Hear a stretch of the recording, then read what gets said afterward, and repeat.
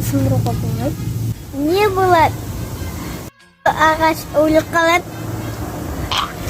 Ағаш өзі береді жазда. Деміз береді. Бізге таза ауа береді. Сондықтан біз табиғатты қорғауымыз керек.